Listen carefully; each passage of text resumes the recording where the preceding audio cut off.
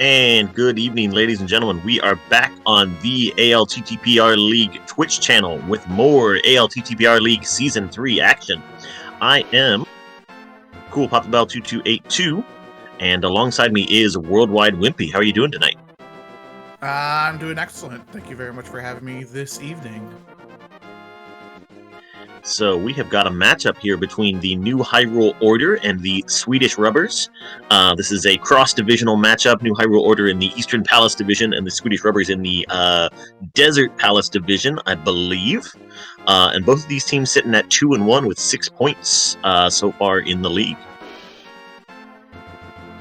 Yeah, New Hyrule Order, a team full of runners who were in the Mentor League that happened in the summer, and Oro over here on the right for the Swedish Rubbers. Really good runner, so this should be a very, very highly contested race. Yeah, both of these runners are active over on the GMP Discord a lot, so I think they know each other fairly well. So I think they're going to have a lot of fun with this one. Of course, we are in open mode here in week 2 of the league, so both runners are on their own, no holds barred. First one to kill Ganon wins.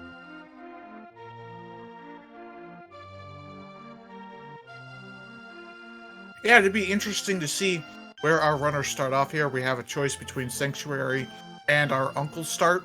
It's really up to the preference of the runners. I know a lot of people who are kind of still getting their water wheels here in randomizers like to start in that Uncle's Start. A lot of more advanced runners start with the Kakariko Start, and we both start at our house. Yeah, you definitely get a few more checks early. You have a chance of getting some bombs off of a tree pole, maybe, or out of these uncle chests. It can slow you down a little bit, making this extra run up to the Hyrule Castle if you have to come back later once you have a weapon to do front of escape or something like that. So definitely a little bit of a trade-off here for sure. As we get a map check from both of our runners, we have a pendant in crystal in Eastern, a pendant in Desert, and a red crystal in the Tower of Hera. As we enter into the escape well here with our uncle taking a nap in the waterway. Let's see what he has for us. And it's a Quake Medallion. Can't use that just yet. You need magic and a sword to use those medallions to their best efficiency, and that is a lamp in the Uncle chest. As we get a save and quit, and both of our runners heading over to Kakariko Village. Definitely a good convenience item there. Most of the runners in this league, I feel like they don't need really the lamp to finish, but it does definitely speed you up through a lot of those dark rooms.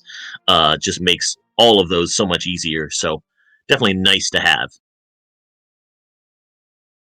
As it'll be interesting to see if either one of them go to check the lumberjack check. It looks like Penguin's heading up into the Lost Woods from this small path. Oro coming from the bottom as we get our first look into the Lost Woods.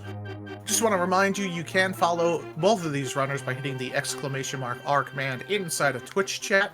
That will give you links to our runners' pages. You can do the same thing as well. For your commentating, restream, and tracking teams, just hit the !C and you will get links to all of our Twitch pages as well. All of us run Link to the Past Randomizer and lots of other Zelda and video game stuff, so we would greatly appreciate the follow.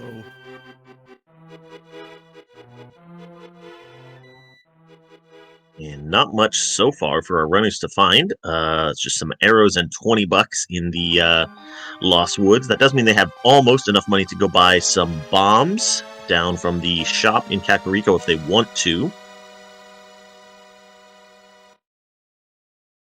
Chances are they'll find a 3-pack of bombs somewhere in Kakariko, and that's just more of a just in case. I've got 50 rupees, I haven't done my bomb checks. I'll go buy them.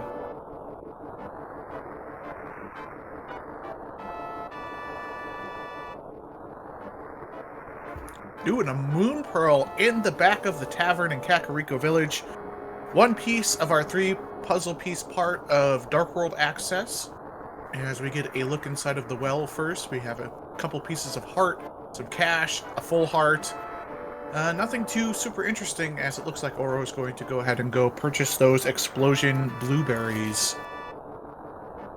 Yeah, they have enough money for bombs now, so they can go buy those. It's a frustrating little bit of walking back and forth that they're going to have to do. But both of our runners opting to dip that well first, since you have to go back in. If you have to go back in for that bombable wall, the one chest back in the back, it's a shorter trip to go back into the well. So both of them thinking ahead there. I would imagine we find a 3-pack of bombs somewhere in Blind's house. That it's very rare that you don't end up having a bomb prize pack somewhere in a chest in Kakariko. I swear, every time I have to go buy bombs, there's a 3-pack of bombs in the chicken hut, locked behind bombs. Yep, and without any item to kill anything, we didn't check our tree pool. We're left to wonder, hey, maybe where is our bomb price pack at?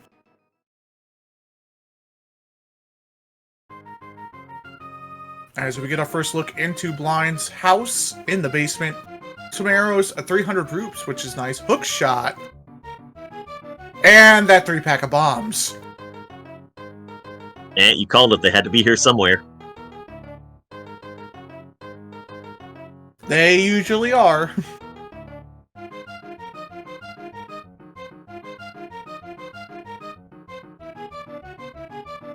And blue mail in the back of the well here. So our runners are going to have a nice mail upgrade.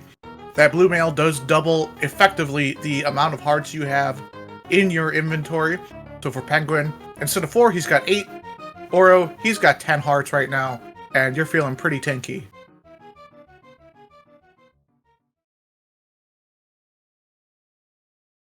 Yeah, other than that, though, so we've got that hook shot, but that doesn't really open up anything for us at this point.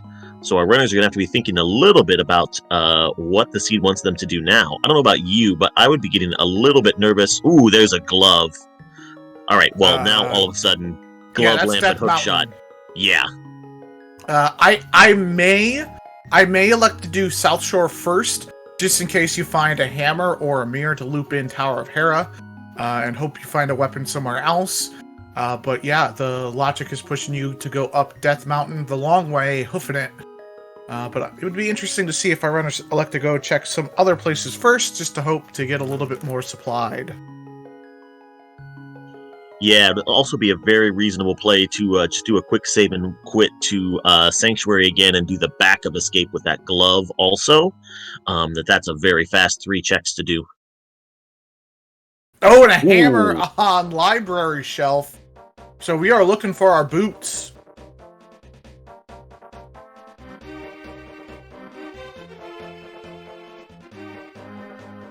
And, seeing good items on that library shelf can be sometimes frustrating, but I think knowing where the hammer is such valuable information that I don't mind that one too much. Of course, without the boots, they're still completely inaccessible, so it just becomes a boots hunt instead of a hammer hunt. I like this play by Oro a lot. You know where the hammer's at. You need that as a weapon to progress even further up Death Mountain. You go ahead and do this South Shore density check. Hope you find boots or a sword, or both, and go ahead and make your way up the mountain afterward. Ooh, and they show off the hookshot clip there as well. Very nice.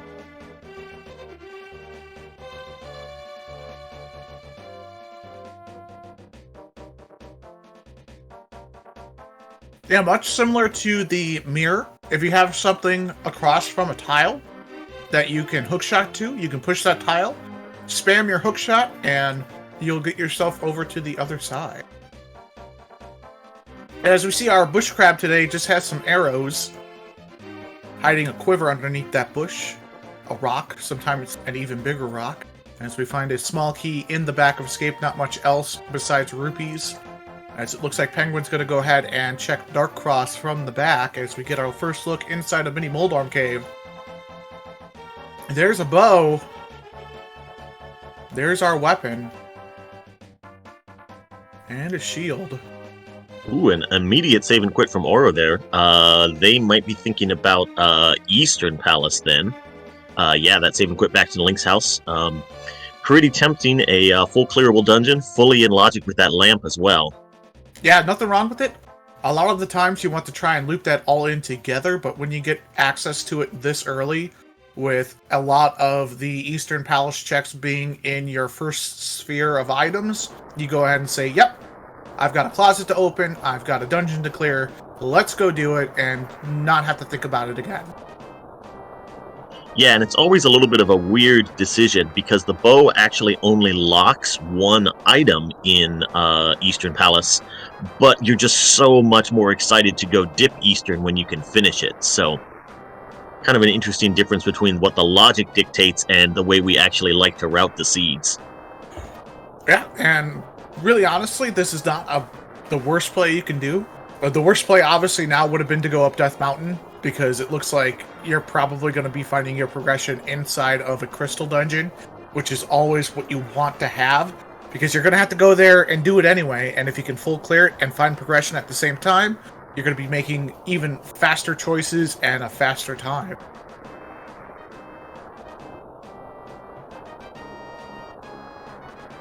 Alright, so the lamp wasn't necessary to get the big key, which is always a nice thing to see in Eastern Palace.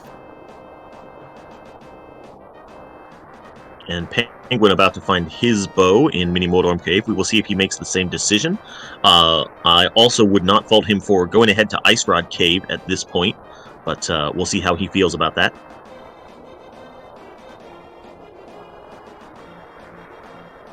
If I'm sitting less than 100 groups away from Zora money, I would definitely do Ice Rod Cave here, but at this point, you'd have to farm up a little bit of roops, hope Sun prizes something good, shoot things with the bow. There's a more effective time to go ahead and check Ice Rod Cave a little bit later. Yeah, and I think that might be playing into both of our runners' thoughts, that if they just get a few more rupees out of either Eastern or Saha's closet, then that loop around the South Shore to do all those water checks is a lot more appealing. Especially when you know you have to find the boots. The only bad boots location right now for them is Ice Rod Cave, or Agina's Closet, since both of those are a little bit of a walk to get to.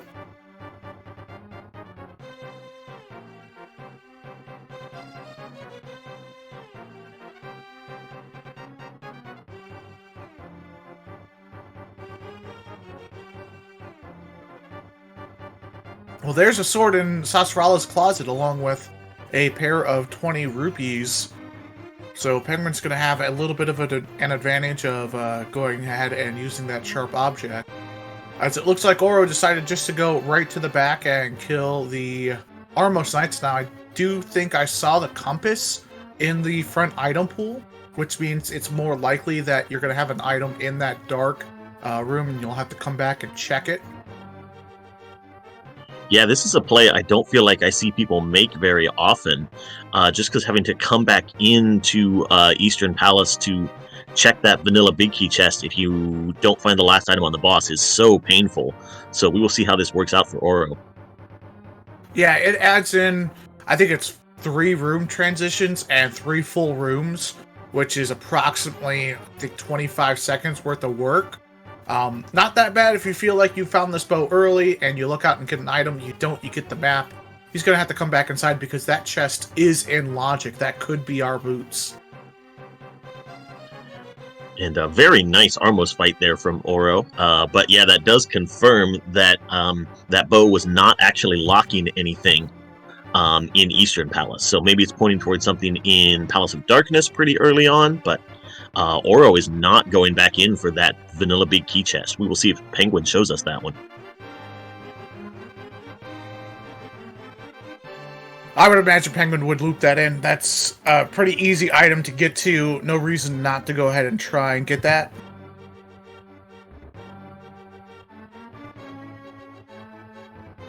As Oro gets his sharp object, probably going to be doing an escape sequence here, I would imagine.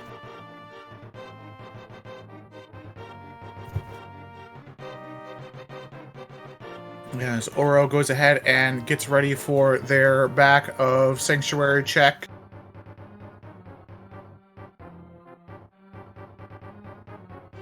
Yeah, and like we saw before, map and the key back here, so that means front of escape is even more loaded.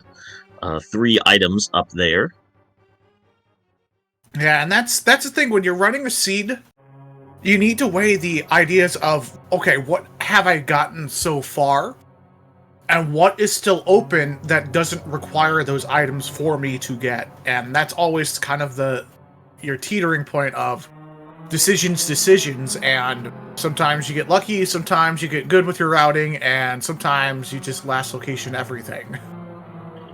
Yeah, and especially early game items. Does that bow point toward an item on Armos Knights, or is it something in Palace of Darkness, or was it just random? Is that hook shot so I can defeat Aga and then hook shot across the river, or is it taking me to Death Mountain? It could mean a lot of things of why you have that item early on in the game.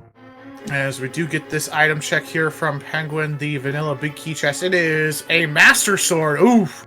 Aura's going to be very much regretting leaving that chest open. A sword at this point is significant difference. That does open up Aga 1 for IrritablePenguin with that lamp and Master Sword. He's got a lot of checks left to go ahead and look at, but that may be a long time before Oro goes and gets that sword to open up Aga 1 if we are forced to do it.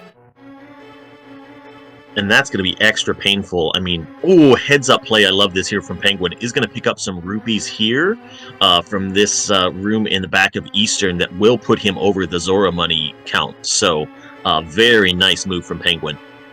Yep. Very convenient to go ahead and get the rest of your rupes here. The big key is that you could get more with Houlihan Room, but it's a little bit longer to go ahead, and you're so close. Just go ahead, go chase those anti-fires down, get a little bit of rupes, and be good. As we see half magic on our lumberjack. That's an interesting place. I would imagine the only time we're going to be seeing that half magic in the seed is if we do Aga 1 and we have a mirror to check bumper. It's the only good time to go ahead and get that. Yeah, so Oro is headed up Death Mountain after that lumberjack check. Not surprising, but that's going to turn into a real painful last location for them if it turns out that our logical progression is that Master Sword giving us access to Aga Tower. So definitely the Oro fans out there are hoping that they find something progression-wise up here on the mountain, either mitts or the boots to unlock that hammer. Or another sword. Yes, that would also be very convenient. As we gotta dodge these falling cabbages from the top of this mountain. They're jerks, they have random patterns. They do bounce in certain ways, but when they land, you don't know if they're going left or right. They can go either direction. On a dime. As Penguin here is going to be making his way up the mountain. We get a peek onto Spectacle Rock, just a bug net on top. Inside, we have ourselves across the gap Titan's Mitts. All right, so there is our Dark World access. And I feel pretty confident now in saying Oro is never getting that sword out of Eastern Palace.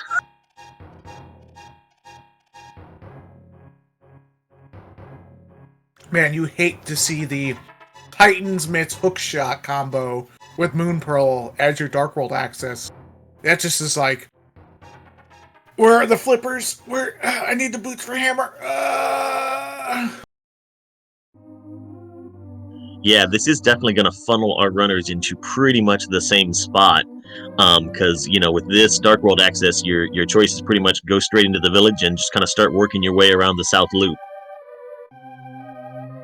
Penguin does have a choice if he wants to go ahead and get Aga 1 access if he thinks the boots or flippers are in Palace of Darkness, which, in this seed, and who rolled the seed is probably high, as our restreamer Math Girl is the one responsible for these seeds.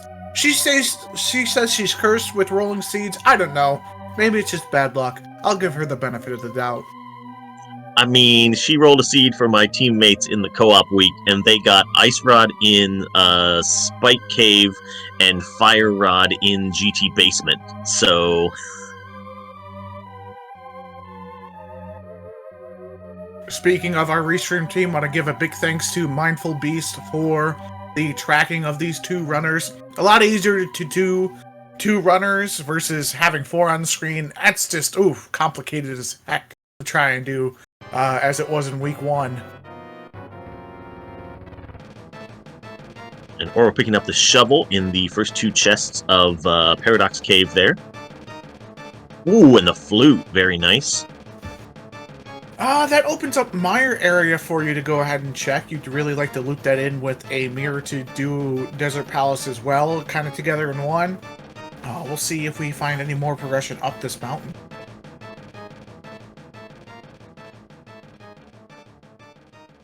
I got a feeling boots or flips are in the front of Escape.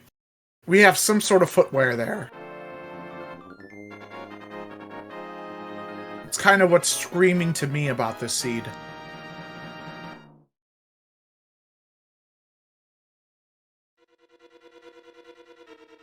Yeah, we are going to get pretty much all of Death Mountain done at this point. Pretty much everything but those hammer-locked checks, your Sprite Cave, and then everything in the dungeons.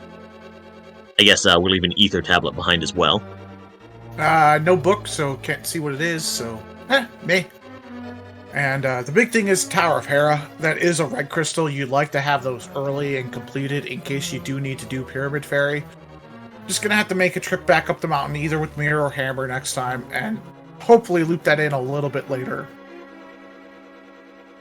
As we're gonna go ahead and get ourselves a nice Dark Death Mountain check here. Super Bunny Cave, Hookshot Cave with that hookshot. As we get a Dark World check, Turtle Rock and Skullwoods are our medallion, are our pendants. Thieves Town is a red crystal, green pendant in Skullwoods. So Fire Rod may not be necessary for this seed. Yeah, definitely very interesting. Of course, we'll need something for Ice Palace, but as you say, if we find Bombos, that Fire Rod will be pretty much optional up until the right side of Ganon's Tower, possibly. Yeah, and there are some tricks you can do with the lamp and some bombs to go ahead and get right side open. But we'll worry about that when the time comes to it.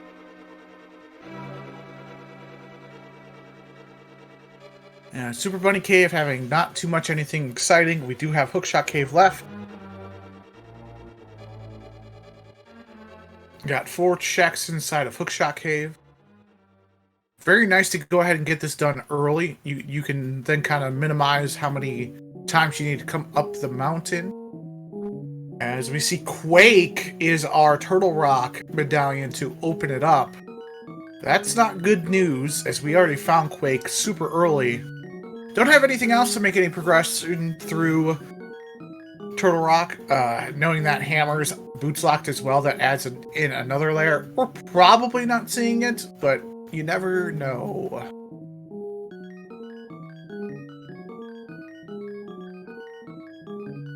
As Death Mountain has nothing but the flute and those Titansmiths for us, along with the shovel. I would imagine that shovel check's going to be put off until the very end when we need to get Hammer. Or looped in with Jeremiah Loop.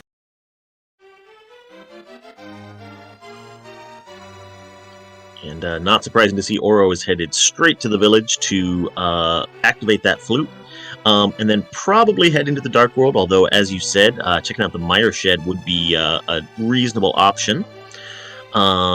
Yeah, both of our runners have pretty much routed this the exact same way. Not too surprising with the options they had available to them. Go activate your flute, Oro. Not thinking about the flute right now.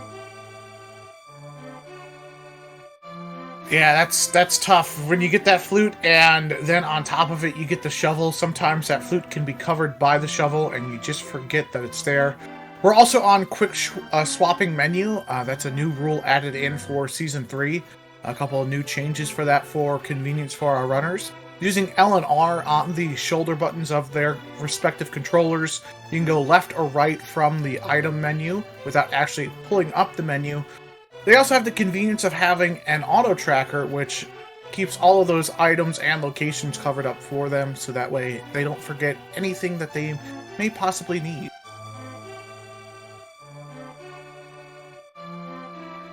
All right, looks like Penguin did not go check the Turtle Rock Medallion.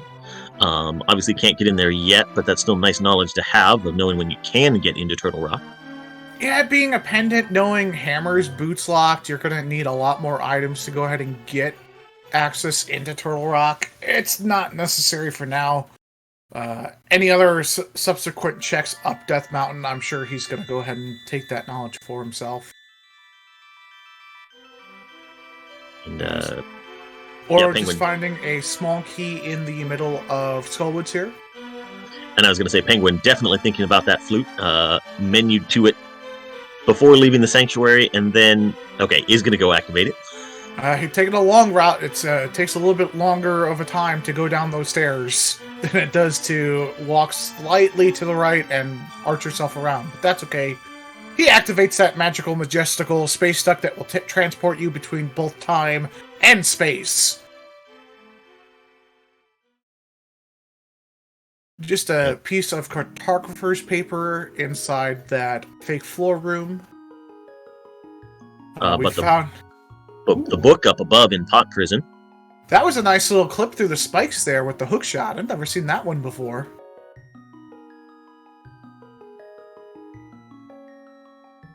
So it looks like our second item in Skullwoods was nothing important, or it's in the back as Penguin is doing Ice Rod Cave here. Probably going to loop this into a fake flippers, having more than enough for Zora and that Moon Pearl. Cleaning this up really nicely. Would have had that Zora money would he have gone to Ice Rod Cave the first time, but not that big of a deal. With that flute, you get a nice stopping point relatively south of this location. I'm not going to do Mire Shed. Interesting. Just bomb on the desert ledge, going to be going into Agina's cave. Unfortunately, this is going to be routed a little bit better for Oro. Having access to go inside of Desert Palace, those boots can be inside. So can flippers, anything else, really. Desert's kind of an early place that you could see a lot of density. I've had Mirror and Hammer right-hand side locked by the boots, and I've had to steal a key to go get it.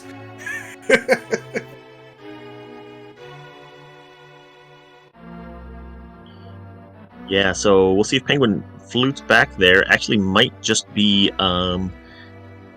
heading back to the village. We will see. But just did those light world checks rather than heading into the Misery Mire area for the shed. But has that flute out again.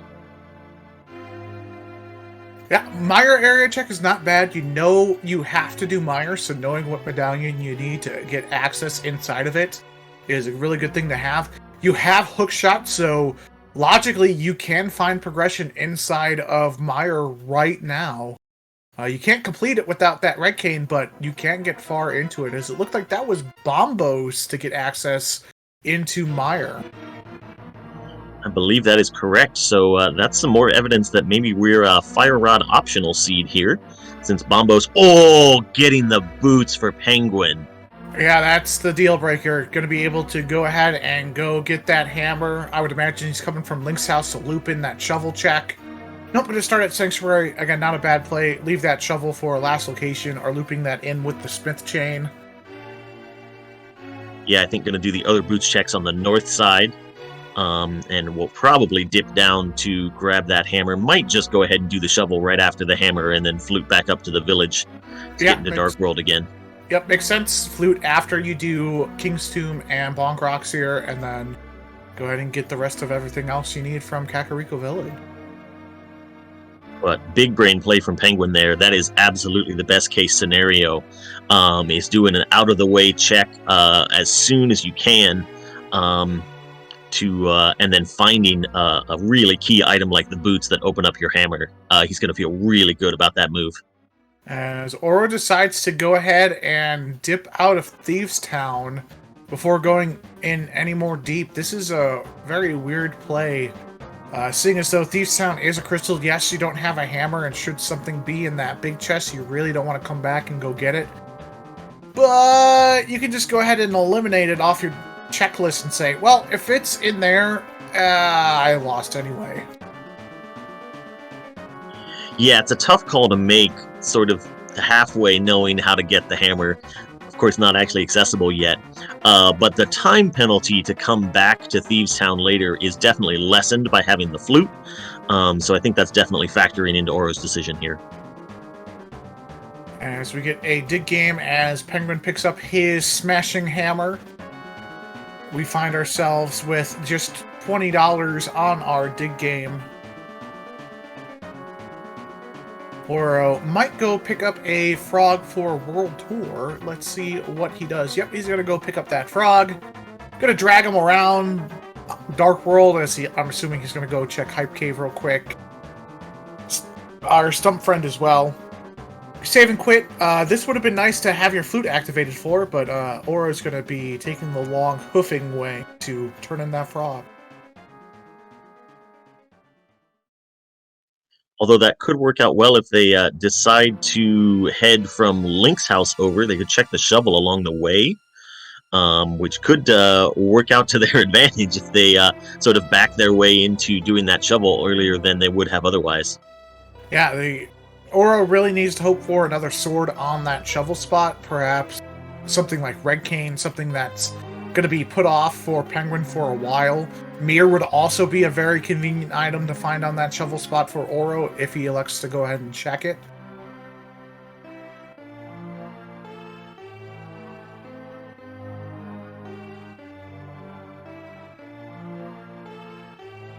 As we get our first look into Hype Cave, we have a bottle.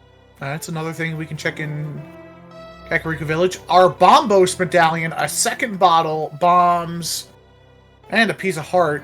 Oro, whether or not he knows it right now, has access into Misery Mire. As he's going to take our Smith friend back to his home.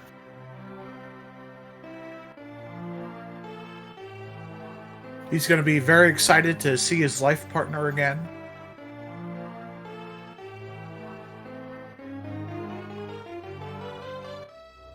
Oro realizing the bad news about the flute here, so we'll have to take a little stroll. And it's not too bad. Yeah, it's not too bad, because now we can loop in that sick kid check and just drop off the dwarf when you're done.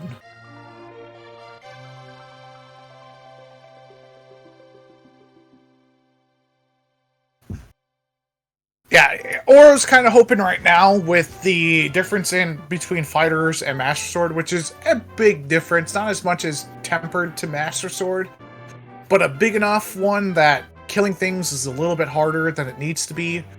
That Mirror, Red Cane, something dumb is on Smith Chain.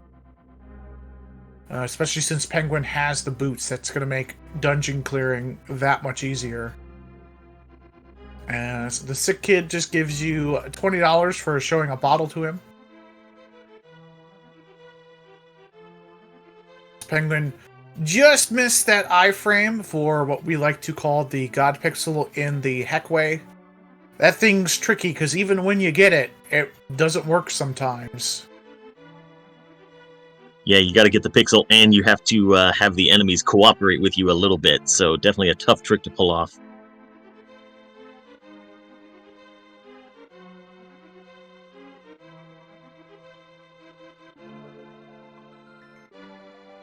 As we're getting our first look into the top of Thieves Town from Penguin. Hook shot on these crickets takes care of them in one shot. As we find silver arrows inside of the bombable floor. As Oro makes their way up into the shovel spot. Let's see if there's something dumb here. I'm hoping for something dumb. Certainly not be the first time we found something dumb in the dig spot, but just 50 rupees. Yep, and Oro needs to make his way over to Meyer's shed as soon as he can, or as they can. Hopefully, with this cash, maybe they'll loop in a fake flipper and find something dumb there. I am the proponent of dumb item placement. I love it. Give it to me. Very difficult, Seed. Yeah, even with that hammer, we're sort of running out of places to check a certain amount. Kind of feels like pod is the answer here. Now that we have that hammer and bow, that is going to be full clearable. And that's definitely kind of the densest location that we have left. as we find that small key inside a blind cell. So there is potentially an item in the big chest. We're going to find out here momentarily. As Oro elects to go ahead and do some fake flippering. Oh, a mirror. Oh. So Oro's play to go ahead and piece out of Thieves Town is actually the correct play. It just so happens to be the mirror, though. And that big brain play from Penguin to head to the Mire area right away is just paying more and more dividends. Boots opening up the hammer, opening up the mirror. He is definitely pulling out to a good advantage off of that play right now. Yeah, this is going to be a big gap that's going to have to be closed by Oro eventually, hopefully. Not with the hobo, though. He just has $300 for you. That's the initiation fee for him. Get you into the fabulous hobo lifestyle. As Penguin is dealing with the blind fight here. Having blue mail, that many hearts, with the Reach of Master Sword, not too much of an issue as he gets a piece of cartographer's paper and our second crystal of the seed, our first red crystal from our blindy friend. And with Mirror and Hammer now has copious options for how to get up to Tower of Hera should he decide to do that, but might also decide to clean up the rest of these South Dark World checks. Yeah, might as well. You're here. Yep. As we find our third bottle and a heart container inside of our fairy fountain near Zora. It will also make it easier for Penguin to clear up that shovel check, so he'll just get that one off his mind. It's just some bombs on the Zora ledge. But Penguin's got some options. I think looping all of this density in right now makes a lot of sense. It's a lot of checks all together in one, and then you can go ahead and go do pod as soon as you're done. Sometimes it's a little bit better to be thorough than it is to be super aggressive and just clear out crystals. Though it does make a lot of sense to go ahead and get that crystal and just be like, alright, I'm done with that side of the world. Don't have to worry about it. But this play makes perfect sense as well. As Oro is now heading to that miner shed, going to be finding their boots there momentarily after an Agina check. Is going to let out a sigh and say, I hope my opponent didn't come here first after activating the flute. Fortunately, we know he didn't go there first, but Penguin made that his second option, so Oro going to be feeling a little behind.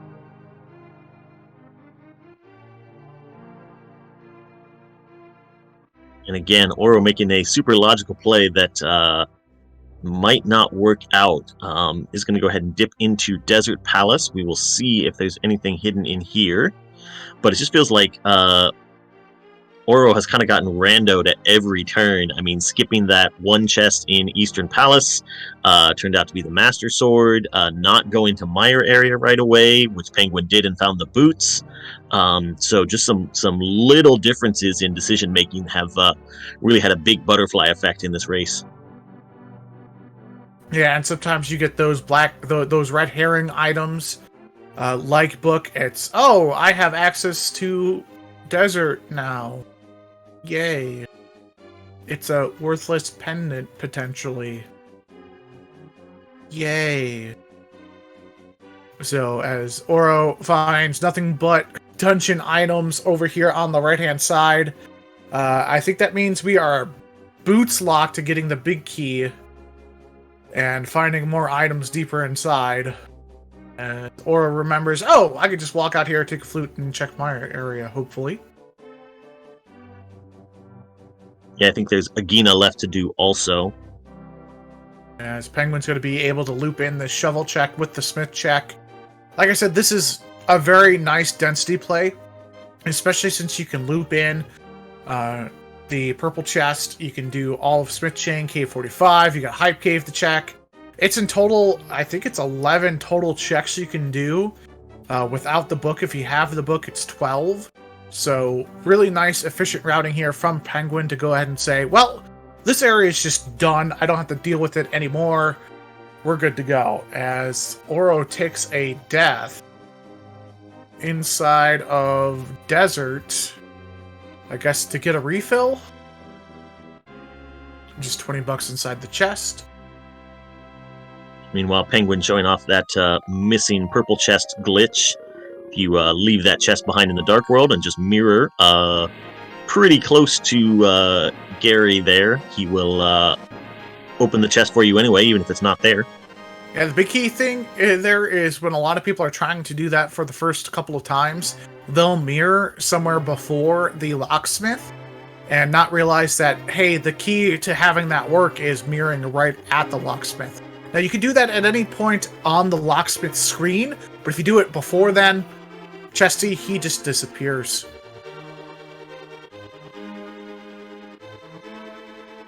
As Oro finally heading over to Mire area, he'll be doing the Mire Shed first, for sure, even after seeing Bombos being the medallion to open up Mire. It just makes no sense to take a peek first and go in without doing the shed first. Yeah, and you've got to expect Oro's going to bail as soon as they find these boots, and go grab that hammer right away.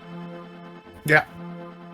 So right now the big difference is if Oro gets the hammer and does Eastern, that does open up a lot more checks for him. At the same time, Penguin is. Unfortunately, we know that he has to go inside of Thieves Town to get that mirror, and that might be a while off.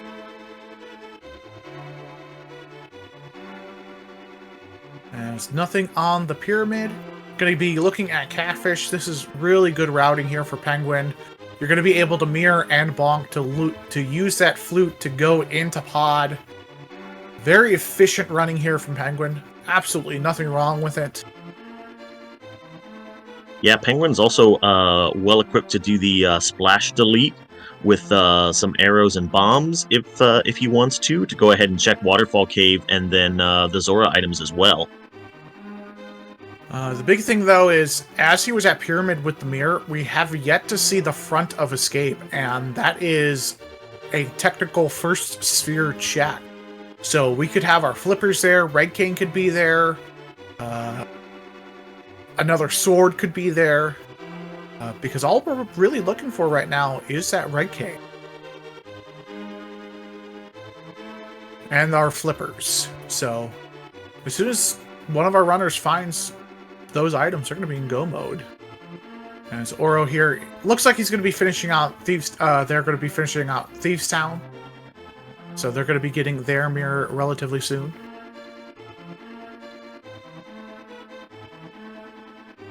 Yeah, and the Hyrule Castle check, I think, is another interesting decision point. It does feel like Pod is a little bit more dense for the time commitment, although with knowing there are 3 items for sure in the front of Escape, maybe that's not actually true now that I think about it. But Penguin will have another opportunity to, if he tracks down that second red crystal, could do the front of Escape along with the big red bomb if you want to. And here's the big key, is that, as I said, Hyrule Castle is a first sphere check. So, it having literally no requirements for you to get access to those checks outside of killing a couple of guards, which, I mean, you can farm bombs for. That's why it's a first sphere check. That weighs in your head going, okay, well, I need X amount of items to get access to Pod. And on top of that, knowing where the hammer was, you have to throw in another item on top of it. You go, I have access to it as soon as I start the game, versus I needed 5 items to get access to this place just to start looking at it. It's a trade-off there. Yes, it has less items, but it's earlier access. That's a tough call to make.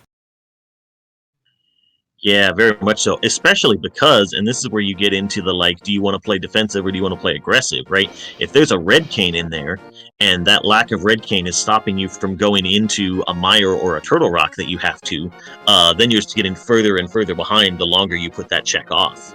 Yeah, and as I said, I think I said either flippers or boots were in the escape sequence, and we know where the boots are. I have a feeling that the flippers are going to be in that escape sequence somewhere.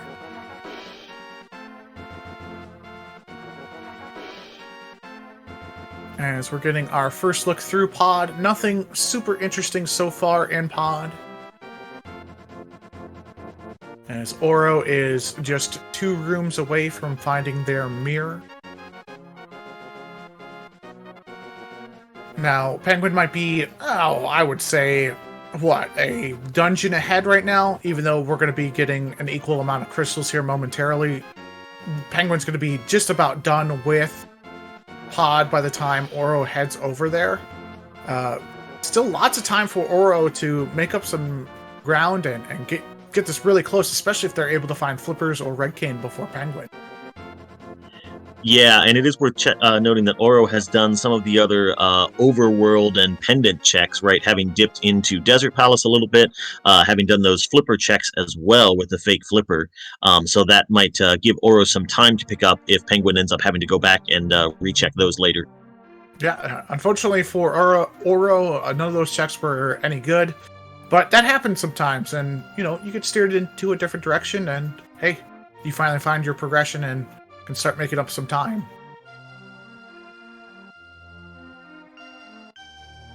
As I didn't notice if we got our big key here or not. Nope. Penguin's still gonna hammer jump here. Gambling the big key is in the dark maze.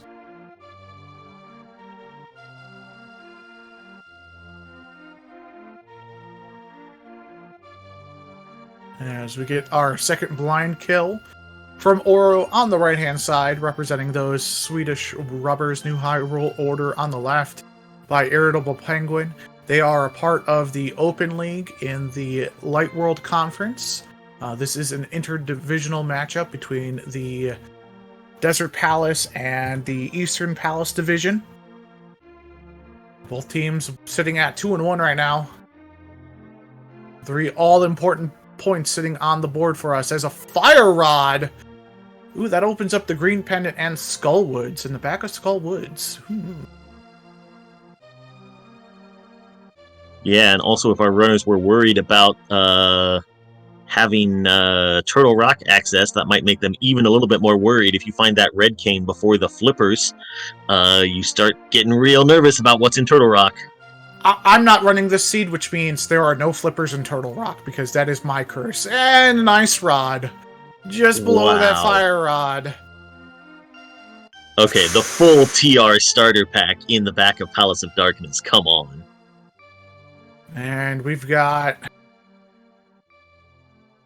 one more check to make here through the Dark Maze. That is the big chest. If this is Red Cane, Penguin's going to be like, oh boy.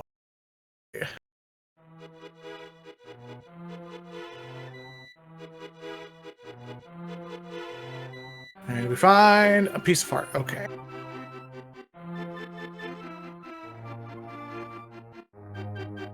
Penguin's gonna go to the back and kill Helmosaur. Has all the items required to go ahead and do that.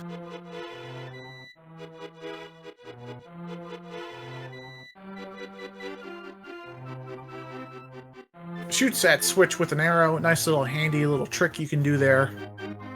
That way you're not falling in, you're not risking getting hit by beetles, which are jerks.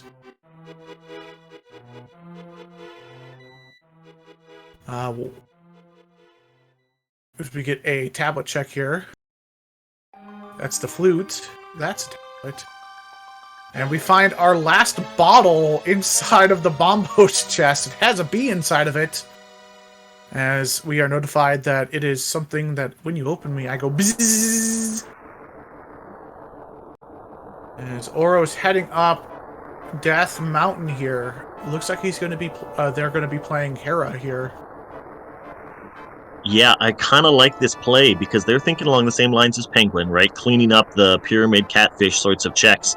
But I think Oro is just going to grab their second red crystal real fast and then do the big red bomb along with that. And you have to expect that they're going to show us the front of Hyrule Castle on that same trip and just clear out everything in that part of the world all at once. And just some armor up on the Ether tablet. Oro would have had those items if they received that Master Sword from the Dark Room in Eastern. Just unfortunately decided to skip it and kill the boss. As a cartographer's note in the basement of Hera, this is either the small or big key. It's the big key, but it looks like we're going to see a Hera pot regardless. Using the dash strats here.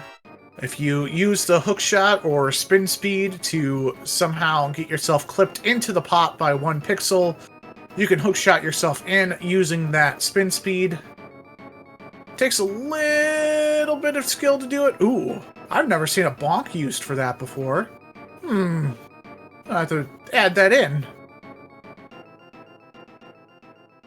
Oh, you forgot to turn left, and now you're stuck. Oh, can you not even mirror out of that? Nope, you are hard locked. Oh, that's brutal. Yeah, you've got to tap left once before you head up into the pit, and I guess you can also move up and right, but if you do an up or a right on its own, then you get stuck just like that, so that's very painful for Oro. As Penguin finds their 3rd upgraded sword, they are now on Tempered. Penguin feeling real good about his item layout currently. And they're going to be heading up the mountain now, I would imagine. Oh, nope. Nope, where are we going, Penguin? Where are we go? Oh, Bottle Boy. Ah, okay. Makes sense.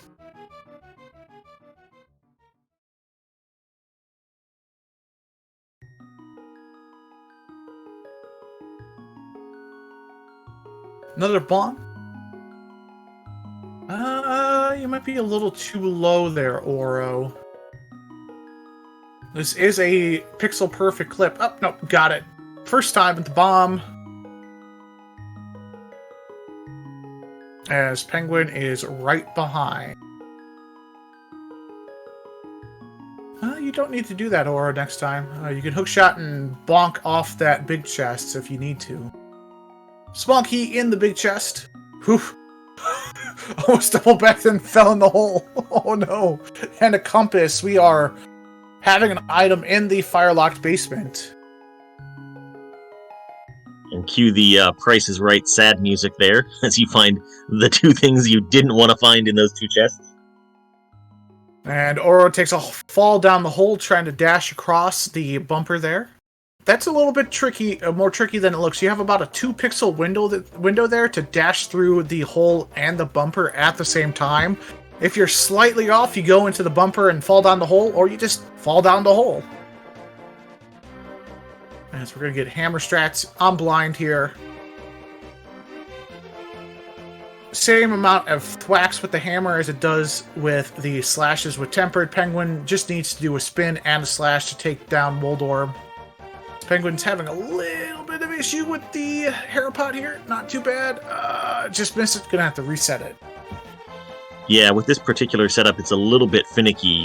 For sub-pixel based reasons, your last movement to the right has to be exactly 1 pixel, so usually involves a fair bit of pause buffer in there. I like that bonk setup. I've never seen that before. Yeah, it's very nice. Yeah, especially if it puts you on the pixel you need to be on anyway. You do it every time when you have boots if you can't spin speed it. That's very clever tech there. As Oro is heading into their Palace of Darkness, going to be finding those 2 rods and a sword upgrade. They'll be very happy to find that upgraded sword. Just unfortunate that you skipped out on the first one that you could have had in Eastern, and you could be on an orange bacony sword, but we'll see how Oro does going forward. Yeah, and if this sword differential stays where it is, that's going to be a pretty big advantage for Penguin in the Ganon fight. If they find that 4th sword, and it's, fall for Penguin, but Penguin on Butter Sword and Tempered for Oro, that is not much of a difference, so that would be a lot more beneficial for Oro if that 4th sword shows up somewhere. Also, Oro orphaning the last item in Hera. That's 2 dungeon items that you had full access to that you have left orphaned now. That's interesting. Being super aggressive with the routing, I can appreciate that at least. We'll see if Penguin goes inside and sees what's in the basement.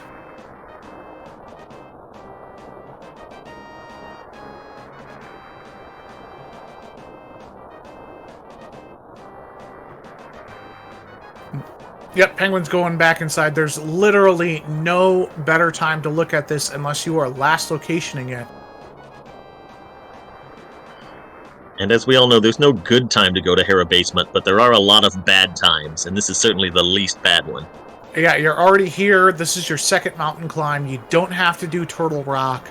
There's literally no reason to go ahead and make this orphaned if it's Red Cane. Because if it's Red Cane, you're going to be super happy. If it's Flips, but that Red Cane's going to push you to Turtle Rock, which is also more density. Really, the best item you can find here is probably that Red Cane.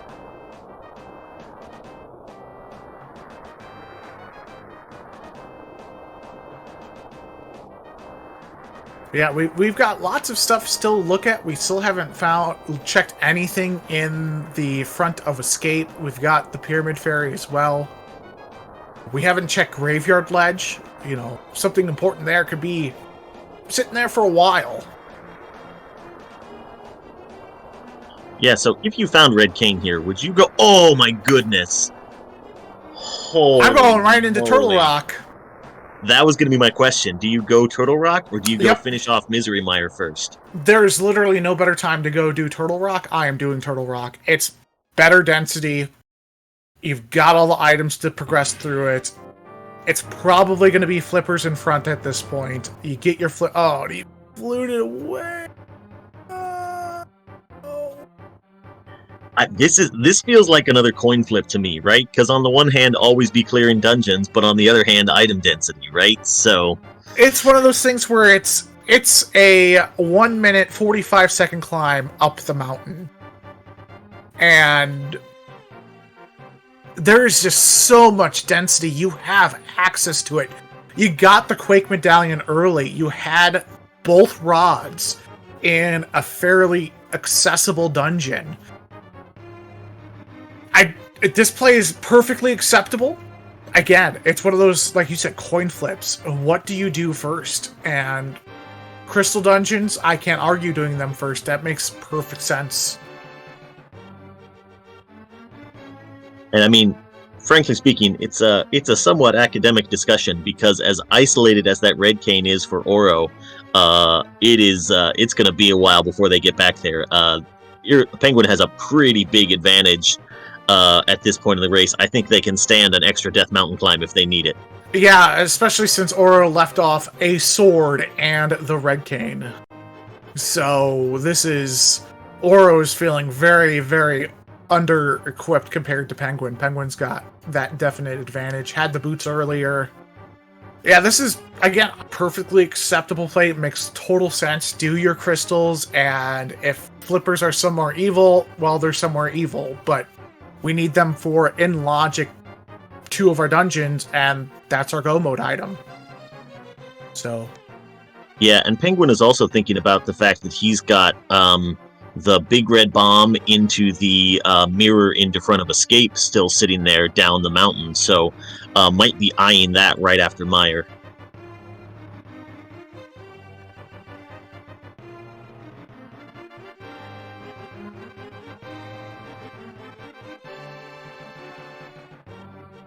Flippers can be in a lot of different places right now, because the only thing flippers lock are our flippers checks, which we've seen, and Swamp and Ice Palace, and based upon how Penguin's routed this, we've kind of seen exactly where that's at. So yeah, a big red bomb into Hyrule Castle Escape is probably the best routing you can do for it. That would be done before you do Turtle Rock again, I would assume.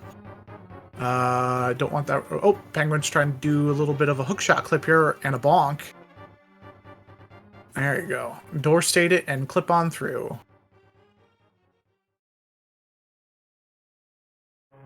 So I mean... Oh, go ahead. Oro getting through this Terrapin room. It's been terrible recently for a lot of runners. just like that pun. I've been seeing a lot of dark turtle rooms recently, so having that lamp is nice. As Penguin finds 2 small keys, our last item is either going to be in the cutscene chest or on Vitreous. There's no good choice of what you do first. But if I had the choice, I would do cutscene chest first. Have we even seen the first item? I thought maybe yes, it was both items. Oh, okay. It was a heart container in the arena chest.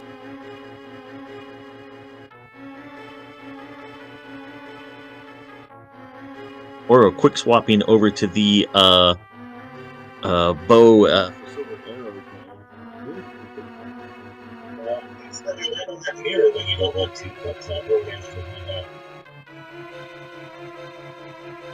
Excuse me 1 second, as I let Cool Papa Bell know that, hey, you've got some technical issues, buddy. Your mic came unplugged or something. So I'll be calling the action here for a moment until Cool Papa Bell figures that out. We get ourselves our movable wall with the torches fixed.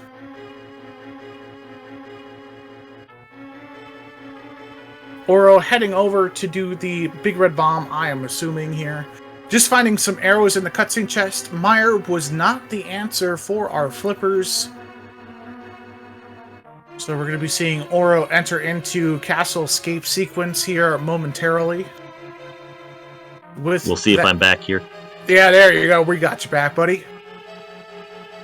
Yeah, I was just about to say before Penguin finished off that the Meyer checks there. Turtle Rock is how many items are in there? Is it 5? 5 in total. And with the mirror, it's 6 with Mimic Cave. True, but that's about the same number that our runners are going to get out of this big red bomb into front of escape check in definitely a fair bit less time. So that sort of gets into whether you want to read the seed, right, of like, oh man, we got Quake so early, which is the medallion we need for Turtle Rock. Is that a sign from the seed that I'm supposed to be in there?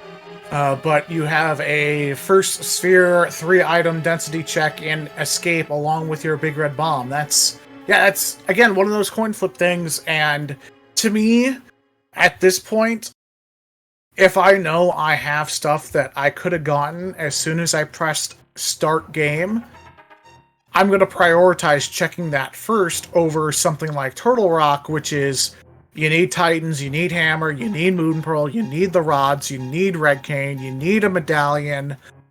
You probably want 2 swords, because Fighter Sword Trinex is not fun, as we don't find our flippers in the Pyramid Fairy. Let's see if Whippy's guess of having footwear in the front of escape is the play or not.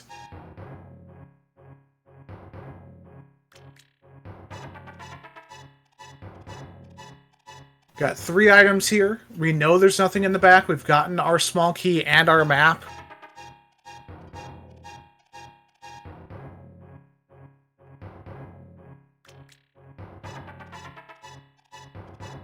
And a blue cane. That will make our spike cave a little bit easier.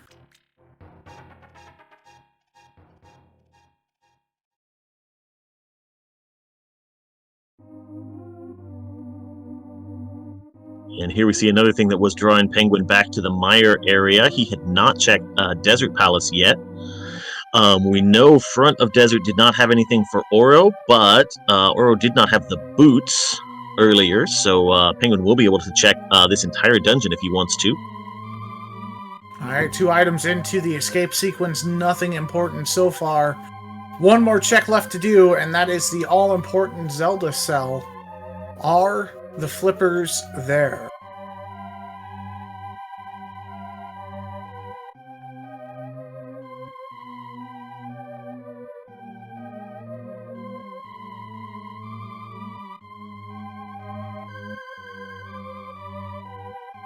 No, just a single rupee. From our calculations, our flippers are up Death Mountain in Turtle Rock, in Mimic Cave, could be Spike Cave, could be a Graveyard Ledge. We haven't seen Checkerboard yet. And it looks as though Oro's going to be going through Misery... No, not Misery Miner yet. I'm going to be going over to Checkerboard. This is a weird one-off for you to make, especially since you can dip Meyer. We know where the Red Cane's at, and he's a lifetime. They're a lifetime away from looking at that. Yeah, I wonder if Oro's going to head back into desert now at this point with the boots. As Penguin has seen both items in desert and elects to say, nope, I'm not doing that. And Oro is making their way into Meyer. There is nothing for you in Meyer, my friend, except for that misery in the very first part of its name. And again, sort of a logical play from Oro. This definitely feels not great, but still more appealing than going back up to Death Mountain for just the Hera basement. But that is the danger of orphaning those checks, as hard as that Hera basement is, because if that is the answer, then it's so hard to get back there. Yeah, and you also still have that orphan chest in Eastern Palace as well. Those are two rough orphan spots. Those are two checks that take some time to go get to. About as much time as it takes to go get that big chest in Thieves Town if you've checked everything in there. So he is a long way off from finding both that Red Cane and the Tempered Sword. Peds, I think we've gotten a ped check, right? Have we? I don't remember. We have not actually seen Ped, so I guess that could theoretically be our flippers. Yeah, it could be there. It could be on the green pendant, now that we have Fire Rod with Skull Woods. Flippers can be in a lot of ugly places. Your density play right now after this escape and Red Bomb for Penguin is Turtle Rock, because then you start knocking out the pendants, and that happens to have the most amount of items available to it. And if it's on Ped, you gotta do Turtle Rock anyway.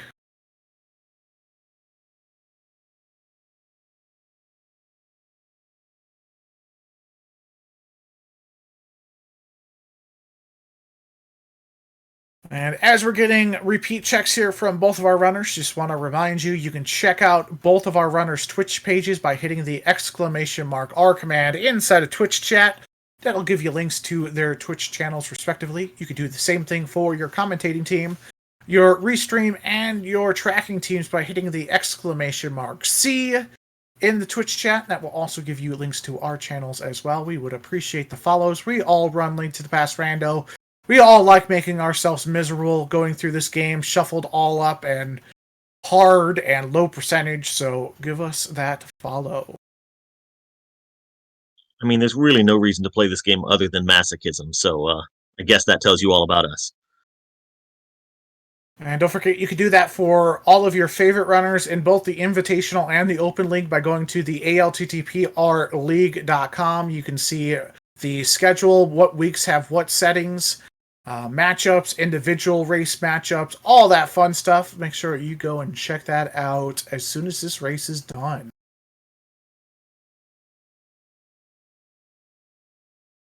No small key Oro. Yep, okay, there we go. It's the one there. Yep, there we go. I definitely feel a little frustration on Oro's part here. You're looking for a cane, you're looking for flips. You probably want another sword too. Two of those items you could have had, but just left them orphaned in some very inconvenient spots. Yeah, and when you get down to the point of you have nothing but bad options left and you have to choose between them, that always sort of is the worst part of any seed. Yeah, at that point you're checking density, and the density play right now may not be the bad idea, but the density play for Penguin is not the density play for Oro because of that Red Cane that was orphaned off in Hera. So that's tough. That's real tough. And it looks like Penguin is going to clean up some one-off overworld checks here, turning in the magic powder to our friend the Bat for just 10 arrows. Yeah, it's only a matter of time before Oro heads back to do their orphan checks if they happen to remember. Outside of that, the only thing in logic for them to do is North Dark World and completing Desert, which I'm pretty sure they found all the items. at which point you'd be just picking up the pendant and hoping it's a ped seed for something. But you know it can't be red cane. So if anything's on ped, you're hoping it's flippers or something that locks flippers like mushroom. Yeah, and Penguin headed back into North Dark World might be finishing off Mothula, checking the pedestal, and maybe checking that green pendant as well before going back up the mountain for Turtle Rock. And I believe we've also got Graveyard Ledge floating out there. Yeah, that's still available for our runners. We haven't peeked in on what's on Bumper Cave, so flippers could be there, and we may be on a cape hunt. I believe we have seen Bumper Ledge, and it was just rupees or something. I think Oro stopped by there during Okay. that first Skull Woods dip. Okay, perfect. I did not notice. Awesome. So we're not on a cape hunt.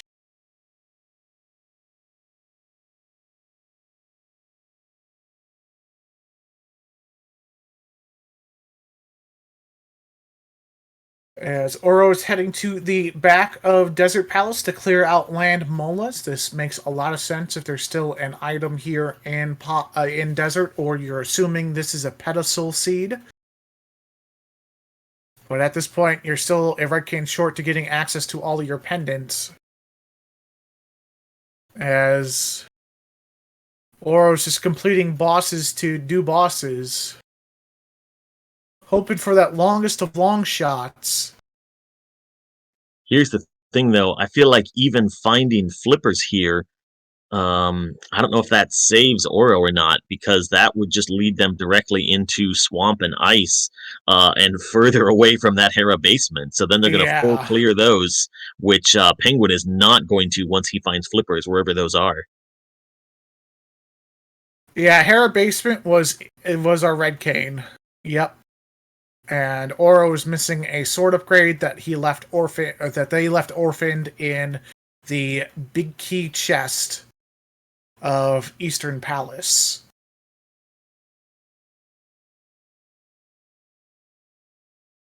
Flippers anywhere that Penguin is not going to check is the best option because Oro does not have the red cane and Penguin does.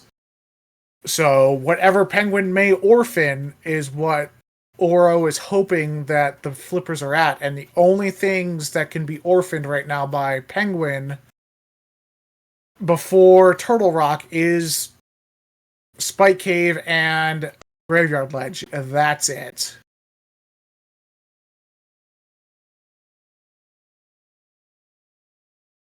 Penguin also can orphan off Zora. We have seen what the Zora check is. It's nothing, thanks to Oro. So, I'm kind of short an option as to where our flips are at. Penguin electing not to check the ped. I think this is a good idea, actually. Kind of looking at it, going, okay. Alright. Well, if it's on ped, I've got to do everything anyway. So, why bother? Yeah, if your next move, regardless, is full clearing Turtle Rock, I mean, I guess maybe if you see what pedestal is, you go mode Turtle Rock, but go mode Turtle Rock, not really a thing. Yeah, and that just affords you the knowledge of knowing, hey, do I have to go back and finish off Desert? Which is a little bit of a time sink, but at this point, if the flippers aren't in Turtle Rock for Penguin, they're on pad.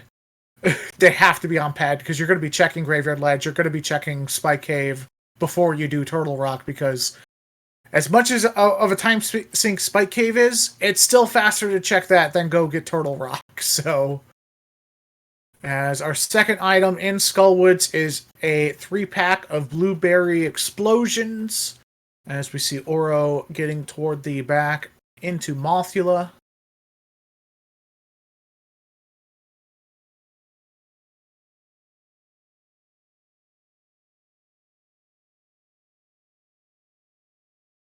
There's the book as well for Penguin, which might again tempt him into checking those tablets potentially. Oh, hello. He couldn't check Ped because he hadn't found the book yet. Oh, that's right. He went back to front, didn't go front to back. I knew the book was in Skullwoods. I just didn't realize he didn't have the book yet.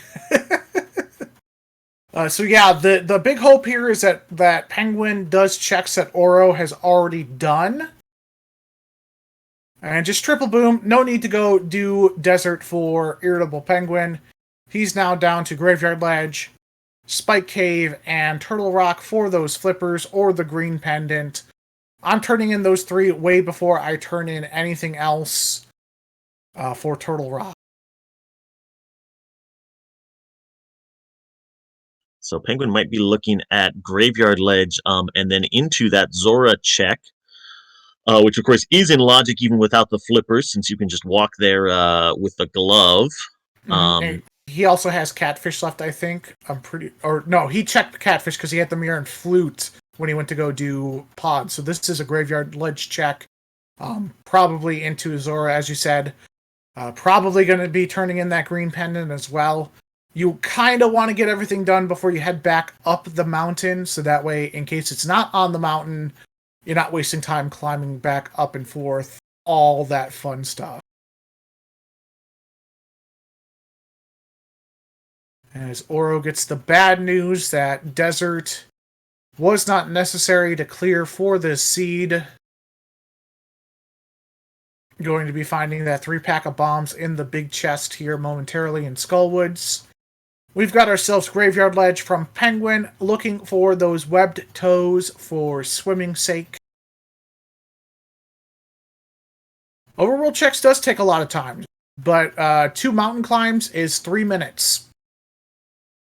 I can get a lot of the overworld done with flute mirror boots in 3 minutes.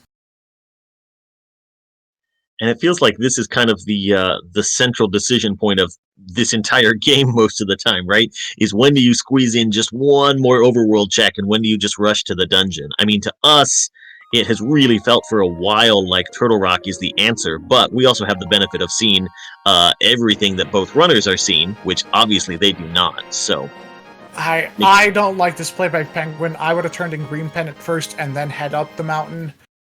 But it's one of those things when you're 1 item away, you have all the density up the mountain. He's checking tablet first here and then going into Spike Cave, I would assume. I knock out as much as I can in Overworld because regardless of how long it takes to do the Overworld, it's still faster to look at that. And let's say flippers are on Laser Bridge or on Green Pendant. That's terrible locations for that. And you could have saved yourself some time. First of all, dipping Turtle Rock the first time you were up here in Hera and found that red cane. That would have been the time for me to check it and not leave it as the last location. So...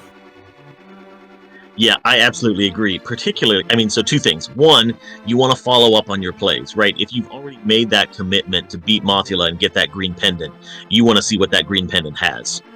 And 2, I feel like fluting to 5 and running over to Sahasrara is less time than he spent fluting to 3, going into the Dark World, and going to Graveyard Ledge, right? So if you want to squeeze in one more Overworld check, it should be that green pendant and not that Graveyard Ledge, because you want to do the shortest stuff you can, all else being equal.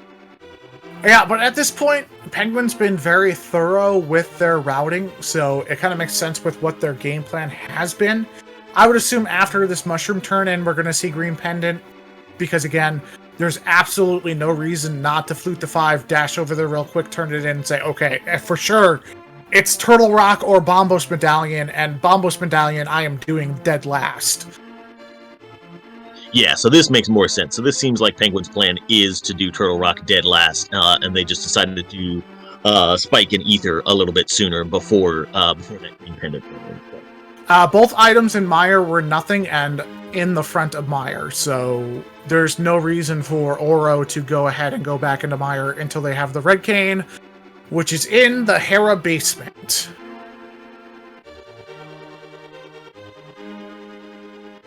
As Oro is making their way back into Skullwoods. Did they forget to check the big chest? That's the only reason to do that. Yeah, and meanwhile, Penguin making a liar out of us is going to leave that green pendant until after the Turtle Rock clear from the looks of things. Again, playing Density, not a bad thing to do. It's just when you have a one-off check that you can just flute and dash over to, you kind of do it before you do Turtle Rock. Especially after deciding to leave Turtle Rock on your second climb up the mountain. This is your 4th mountain climb. And if flippers aren't here, you wasted a lot of time spelunking your way up a mountain.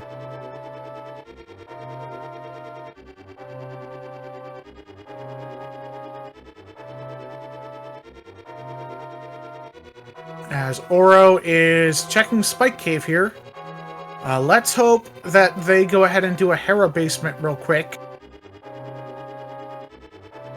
Just unfortunate at the moment, regardless if Oro finds Flips and Red Cane on this mountain trip, you're going to be a dungeon at least behind, probably two, because as soon as Penguin finds those flippers, he's going to be in Go mode, and Go mode, Swamp, and Ice Palace are super nice.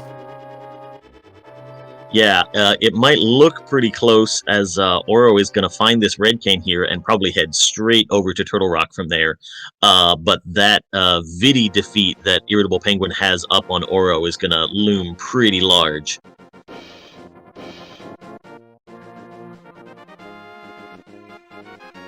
As Oro's going to be kicking themselves. Why didn't I do this the first time? It's Red Cane.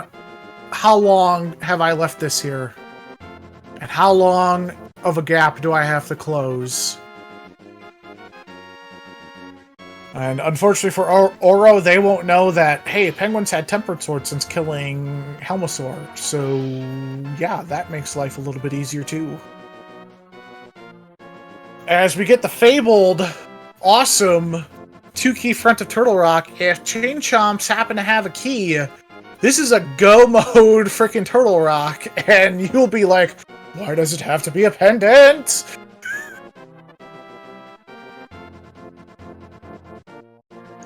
It's key layouts like that that make me worry that Saha Bot is gaining sentience, but... Yeah, this could be a super deep dive for nothing for Penguin.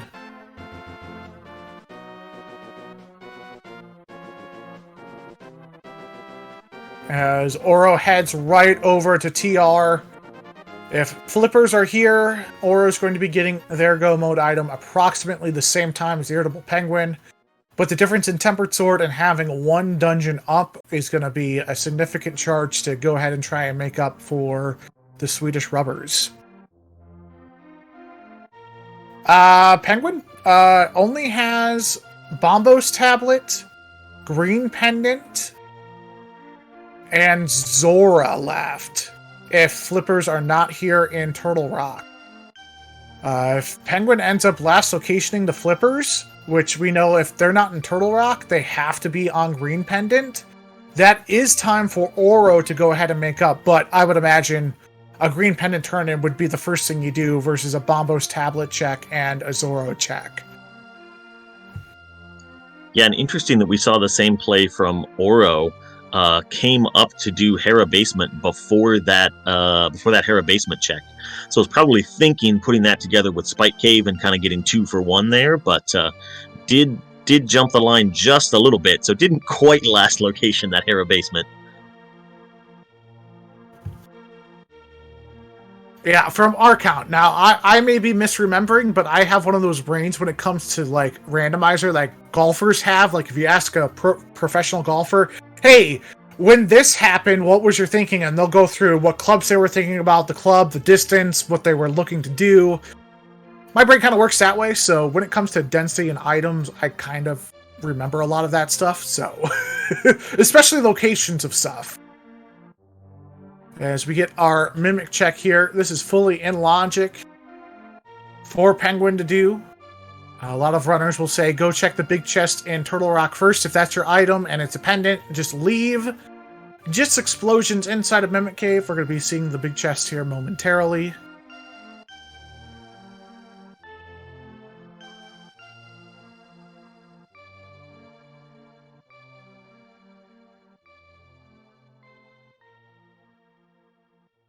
Oof, and Oro takes a death to the Chain Chomps. Really not that much of a time sink. You're just 2 rooms away anyway, but nonetheless hurts the same. And you gotta think it's gonna add to the frustration level a little bit. Just sort of the way this seed has turned into this weird flipper hunt. Then, just little execution frustrations like that get real annoying. as a small key here in the roller room makes logical sense. We had none going into this, as Penguin had to check the big key chest just in case it was an item.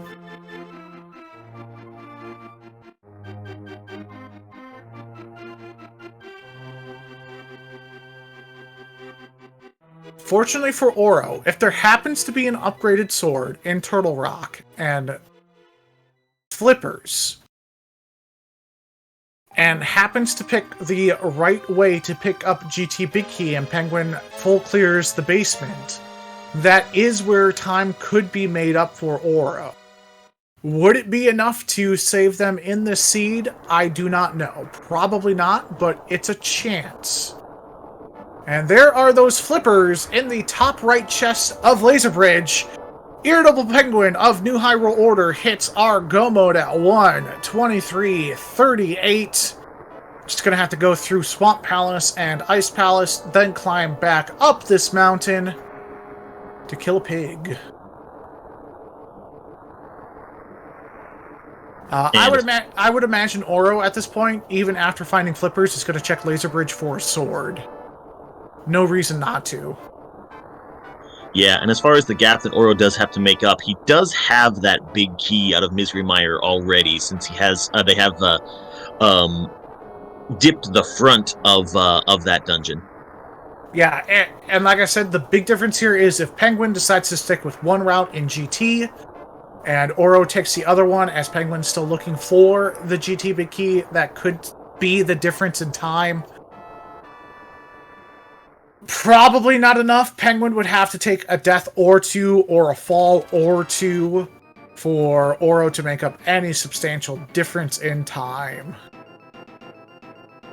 Yeah, especially since I feel like Penguin is going to feel pretty good about his loadout, and is not really going to be thinking about, should I be opening the chest?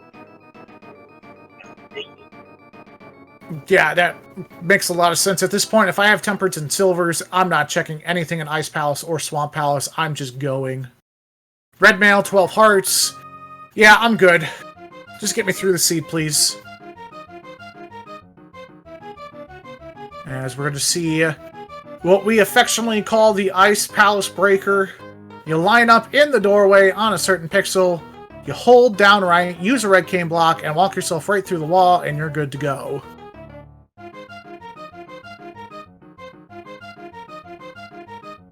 And Penguin doing exactly what I thought he would do. Just go ahead, get the small key, go mode this dungeon. You don't need anything else. Yeah, a butter sword would be better, but we're good. We can slice and dice, make everything nice in the GT tower climb with the tempered sword. I'm sure there would be people out there who insist that that's not a wall that you clip through with Icebreaker, it's a rail. So, I don't know if we want to open those wounds back up. I mean, if you can't cross it below or above without, breaking it, I would call that a wall, not a rail. Right? That makes sense to me. Fortunately, I don't really have to care about that. The Racing Council says I can do it, so I can do it.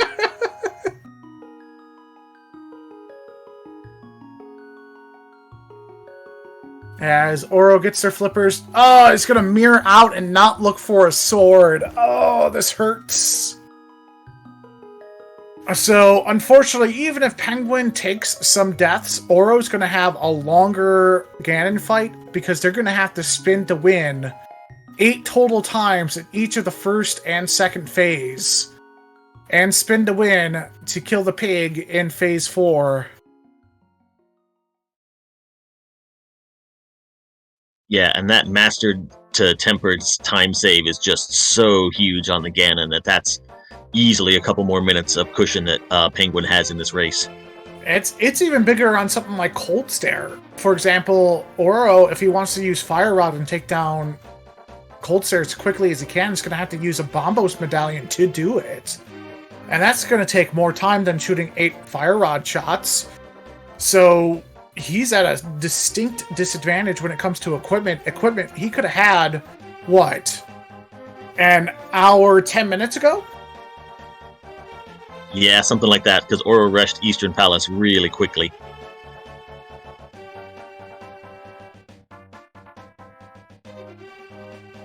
Icebreaker is defined as a major glitch. You cannot use it in NMG. So it's just legal here in Randomizer because they said yes. And from what I understand, the Racing Council criterion for that is, can you get to that area in another way? Yes, okay, it's legal. No, then no, you can't do it. Yeah, one of the rare places where the NMG and general rando rule sets differ, but they are essentially two different games, so... As Oro decides to go ahead and go mode all of Swamp Palace, this makes sense. Probably going to be looking for a sword through the diver down rooms as well. That makes a lot of sense. It's just going to make your time even faster with that upgraded equipment.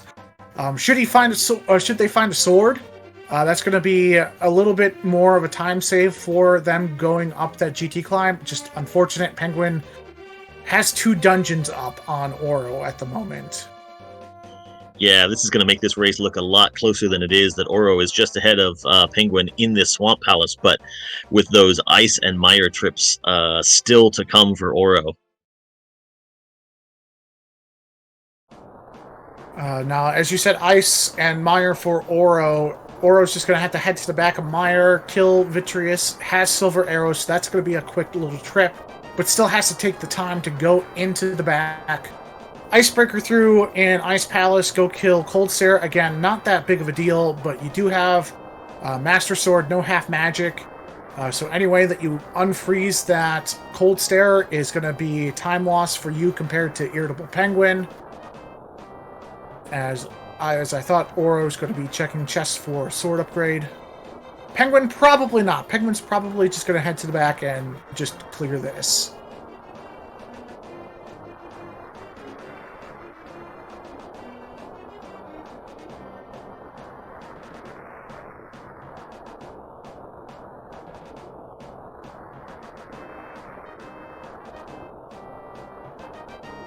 And yet, Penguin is fully go moding, not even checking those chests that he is walking a few tiles under.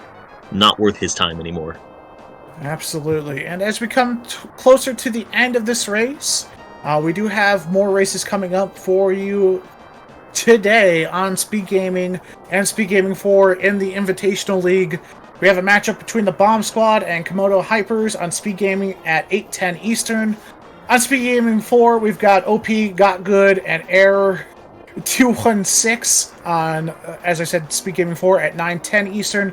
Bomb Squad and Komodo Hypers in a doubleheader on Speed Gaming a little bit later this evening. And if you like watching the Open League, we do have for you at 8:10 Eastern on this very channel a matchup between Skewed by 6 Cubed and the long shots, that's DJ Darkwing D and Tim P. Coming up almost immediately after this race. And pretty nice Argus fights from both of our runners there. But that will put Penguin on 7 crystals and on his way up to Ganon's Tower. Which means if anybody out there wants to participate in the GT Big Key guessing game, there are 22 locations in the basement where that big key might be. So feel free to get your guesses in chat.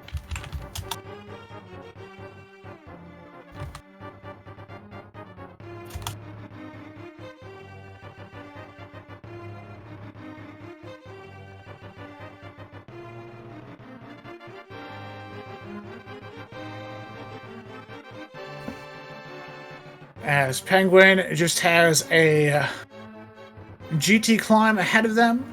Remember, you can follow these runners by hitting the !R command inside a Twitch chat. It'll give you links to their Twitch pages. Go ahead and give them a follow. You can do the same for your commentating teams. Hit the !C.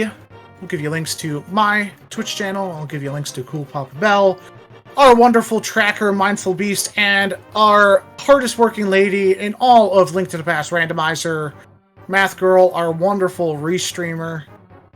Click follow in that top right hand button. We all love Randomizer, and we all love you. Thank you for joining us.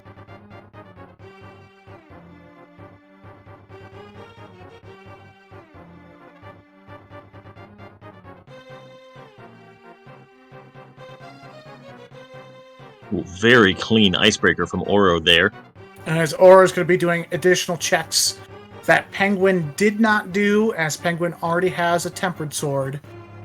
Oro looking for that orange sword of awesomeness.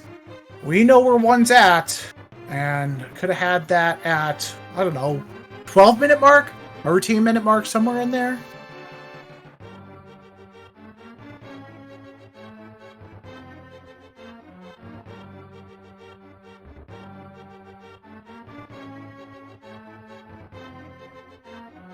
Oro's making their way to Cold Stare. Probably going to be checking this room real quick for a sword.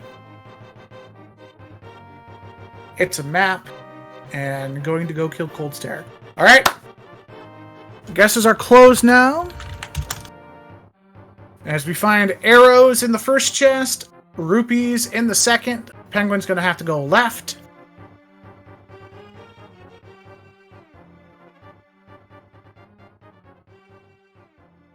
We find arrows on Bob's torch. Bob lives. If we find Bob in his little nook with a chest before the Ars Armos, make sure everyone in chat gives him a hearty how do you do.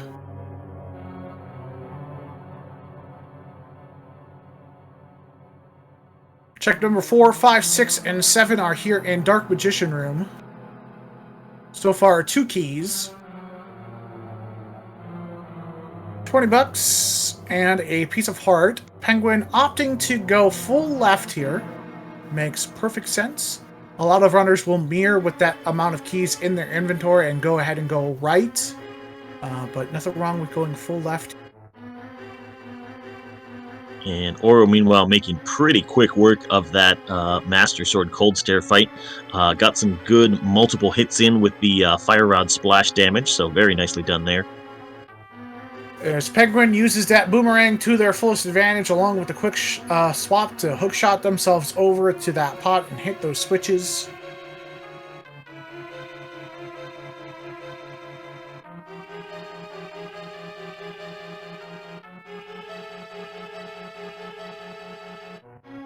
Finding a small key in the hookshot chest here.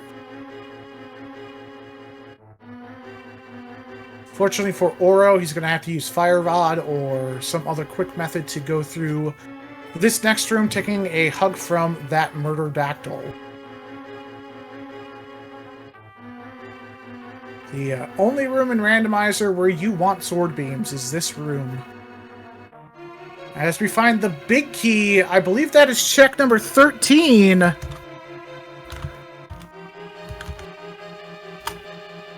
Congratulations to our winner, Kasten, who guessed 13. Congratulations, you get 15 imaginary internet points, good for absolutely nothing, as Irritable Penguin has a substantial lead here in this race. Yeah, is starting to climb as Oro is on their way to finish off their 7th crystal, so definitely Penguin has built up a pretty strong lead at this point.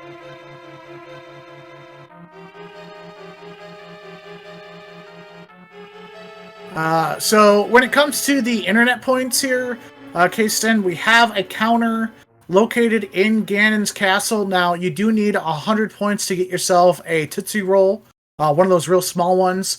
The cool prizes require like 10,000 points, so, you know, you've got a while still.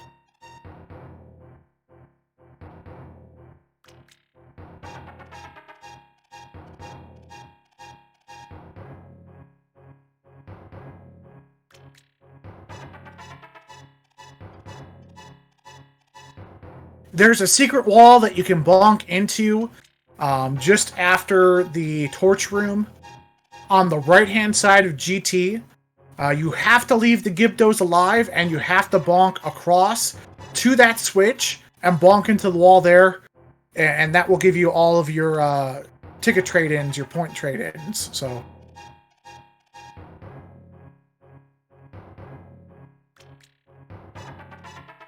I like that you're just adding lore to the game as we go. I always like to, you know, per seed, I like to add in lore as to why, the dwarf is out in the dark world as a frog. Why we might see a certain item on our stump friend. Hey, our stump friend has an ice rod. Well, he wanted to make ice cream in the dark world because it looks pretty hot, so, he wanted that. I do always wonder whose side Sahasrahla is on when he's just holding some item that he doesn't want to give you. It's like, no, you didn't want me to have that hookshot, Saha? Okay, I see how it is. Fine, you don't want me to save the princess with the Master Sword? I've already done all of my dungeons.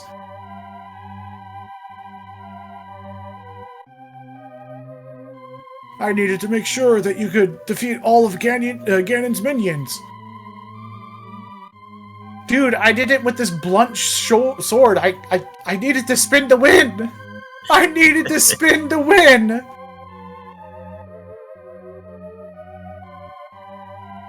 Penguin took a little bit of a fall in that conveyor belt room, but threw torches 1 with no problem. Yeah, sometimes those moblins and goblins can be jerks. They turn a certain way as you dash up, and they just poke you right off. As Oro is making their way into GT. It's amazing how the most competent of Ganon's minions seem to do it just by standing still in just the wrong way. Yeah, and having a predictable pattern that if you move in a certain way every single time, you get the same result. You should train them better.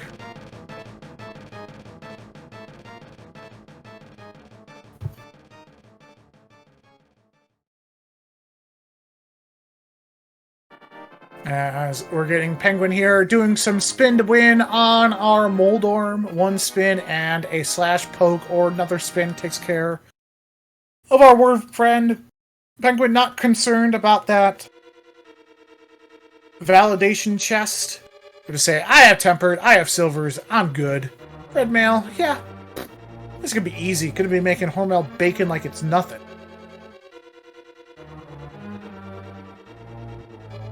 As we get ourselves our Aga 2 fight. Oh, decent setup here. Could be a triple. A double. Penguin will take that. Sitting up here. Another decent setup here.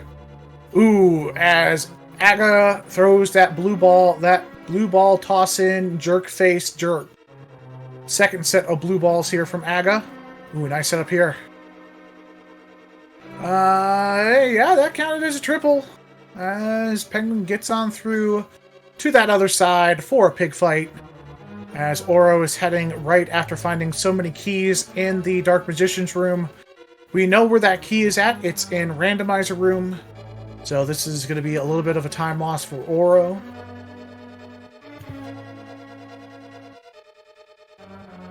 I guess does raise their chances of finding another sword, but I get the feeling that's not going to help them, as Penguin does drop into the Ganon fight.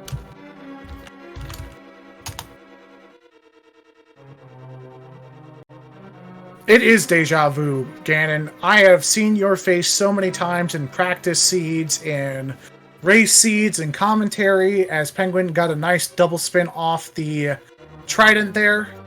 And nice placement for the second phase. Did he get enough swipes to push him to phase 3? No. Oh, I think he was 1 short. Yeah, without the cape there, your choice is to hook shot and kind of clip through those fire bats or pull out the blue cane. In all honesty, not that much of a time sink because you did one phase 1. So not that bad. I like to do the 2 cycle phase 1 and then 1 cycle phase 2. Simply because phase 2 is way worse to kind of do it in. So Yeah, it was a very clean phase 1 from Penguin there and just missed the hook shot. Unfortunately, just caught the torch on the left-hand side. oh, missed. Oh, got his first arrow there. Swings onto the pig, gets out his bow and arrow again, gets a single shot there, but is going to finish off the pig here after relighting these torches. He's down right in the middle. There we go. Oh, there we go.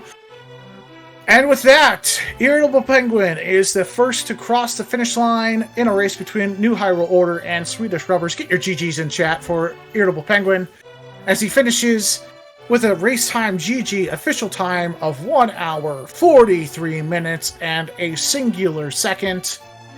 Congrats! Irritable Penguin picking up an all-important 3 points in this very close Light World Conference.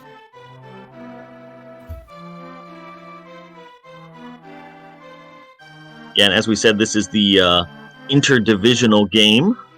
These two teams in different. Like these are even more important to pick up these wins here. You sort of have more control over your opponents in the division, since you've got opportunities to face them directly and kind of take points away from them with a win. But out of the division, these are just kind of free points coming in. So you really want to grab these if you can. So Penguin will definitely be happy with this run, I think.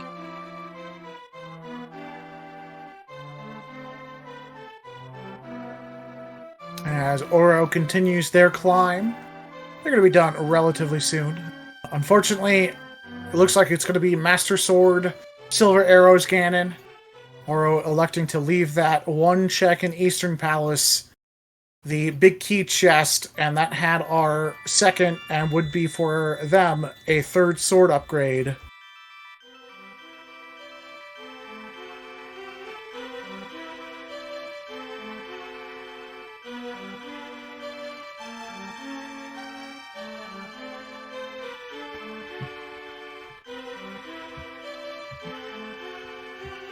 And we are joined in chat now by our winner in this race, Irritable Penguin. GG's.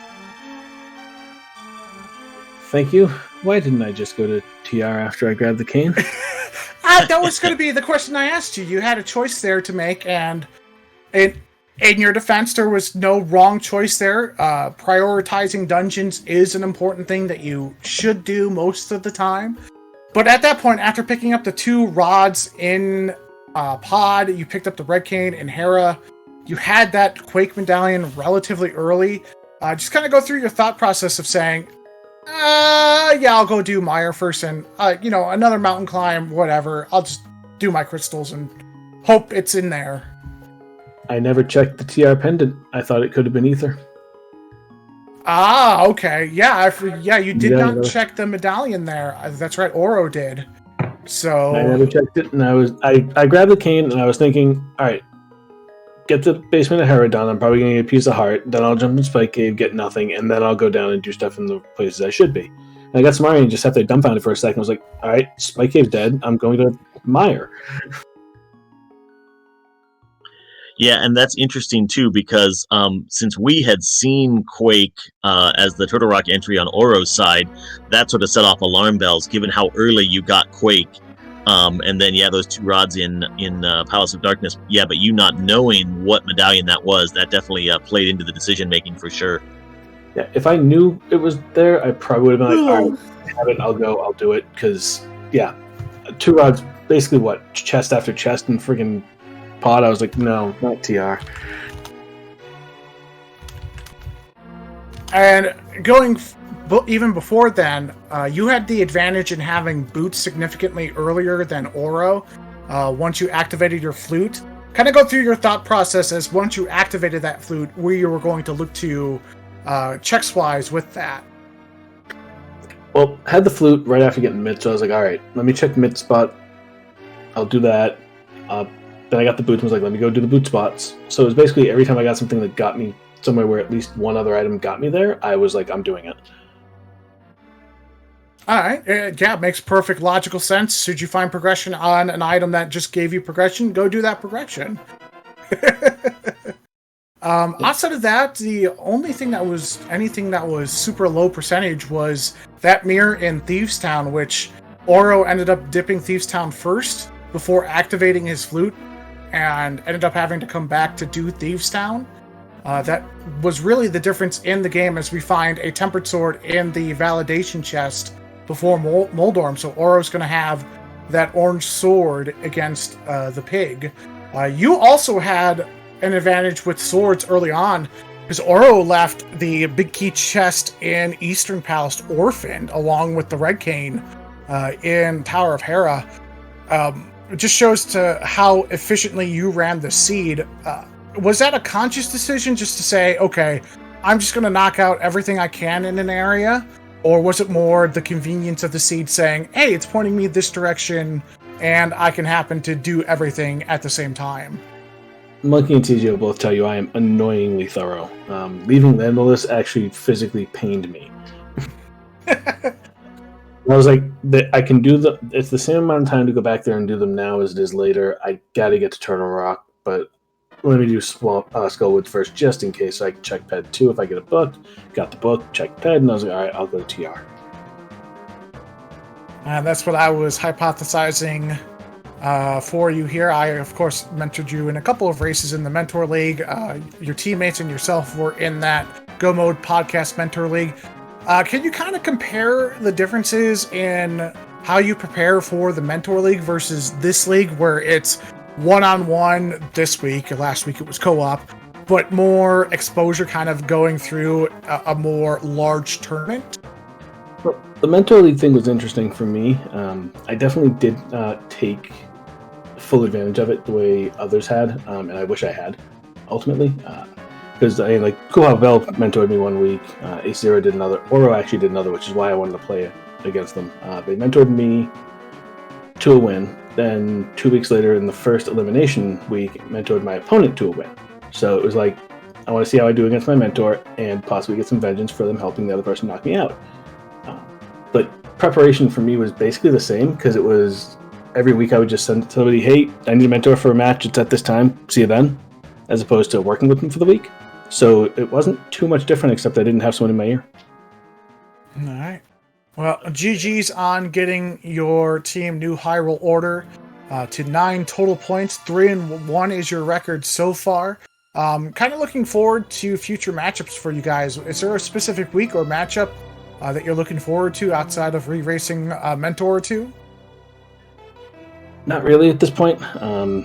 Open, casual boots, those things were the ones that are more in my wheelhouse, more in my comfort zone. Pilot week should be fun.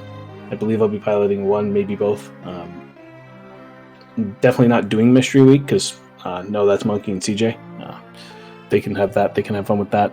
Not really looking forward to the co-op Enemizer, but that'll be at least entertaining for everyone to watch the chaos in there. And as Penguin was answering that question, we get a cross the finish line from Oro with a race time GG official time of 1 hour, 50 minutes, 26 seconds. I do not know if we have enough time to get Oro in here. Yeah, we do. And GG's to you, Oro. Really, honestly, the only questions we have for you is, what was your decision-making in orphaning off the Eastern Palace Big Key Chest and the Hera Basement Shack? You say decision-making like there was an actual process or thoughts that were going on behind that. It just kind of both just happened. I mean, Hera, I mean, Eastern, I was just kind of gambling was on the boss and then just left. And then Hera, it was just like, I don't feel like doing that. And I couldn't really remember how thorough Penguin was. If I remembered that, I probably would have gone back in, but, you know. All right. And then I'm assuming since it was kind of a lapse in following your routing there, you didn't activate your flute the first time you went into Kakariko Village, which put you behind in finding those boots and then ultimately getting you your hammer. Outside of that, your seed was pretty well ran. Was there anything kind of holding you back on this seed in progressing through it, or was it just more, this seed has got some weird item placements, where do I go?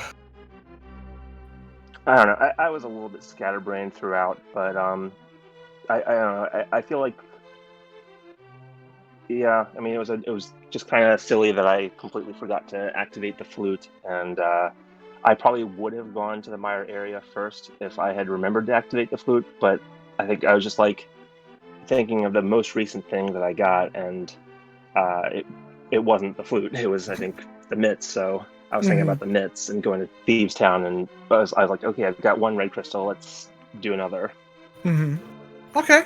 Yeah, that makes a lot of sense progression-wise when you do have those early accessible red crystals. Outside of that, you ran a really super clean fight run here, especially with like Cold Stare at the end on Master Sword, and very little magic for that Fire Rod. You cleaned it up super well. Kind of going forward, what kind of things are you looking to kind of correct and get yourself back into the winners column? I don't know. Just keep playing and hope nothing's in Hera basement next time. Yeah, sometimes rando going to rando, and flippers on Laser Bridge, Red Cane, and Hera basement is not fun. The mirror was also in the Thief's Town big chest, which is not fun at all. And 2 rods in Palace of Darkness.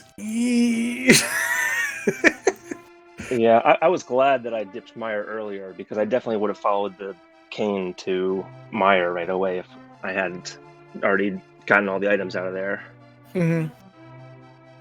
Well, going forward for the rest of the season, is there any sort of seed setting or matchup you're looking forward to racing or going 1v1 versus somebody? No, in particular. There's a lot of decent names that I think I'm have like a 50% shot of who's going to win in the rest of this division. So I'm kind of looking forward to everyone that I'm going to race. Awesome. Well, GG's to you, Irritable Penguin, and to you, Oro, on a very well-ran seed and race. Congratulations to New Hyrule Order for picking up 3 important points in their division, and good luck to you guys going forward. Thank you, and thank you guys for the restream, both the commentary, the tracking, and the restream itself. Yeah, remember, you can follow your runners and commentating teams, your restream, and your trackers by hitting the !R and !C command inside a Twitch chat. That will prompt our fabulous Nightbot to give you our links to our Twitch channels.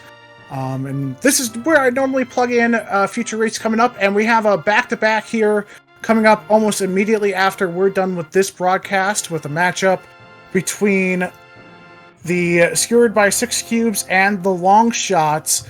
So if you want some more randomizer action, make sure you go ahead and check that out. Any final thoughts, Cool Papa Bell? I mean, my final thought is, why wouldn't you want more rando action? So just stick around and watch the next match. Sounds like fun to me. All right, for Cool Papa Bell, myself, Worldwide Wimpy, our tracker, Mindful Beast, and the hardest working woman in all of Randomizer, Math Girl 718. This has been Link to the Past Open Conference, ALTTPR League Team, Race League. You guys have yourself a good rest of your night.